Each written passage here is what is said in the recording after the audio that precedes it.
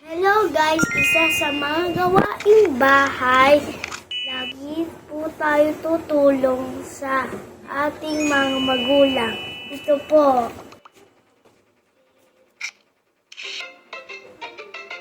Alin ko po siya sa hanger at itutupi ko po.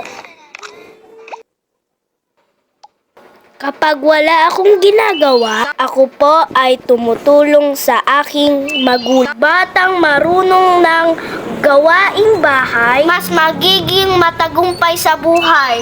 Natututo tayong maging independent at responsable. Ito rin ay pagpapakita ng pagmamahal sa magulang. Tandaan, hindi lang matatanda ang naglilinis ng bahay. Kahit bata pa tayo, kailangan gumagawa rin ng gawaing bahay. Thanks for watching. Bye-bye, guys!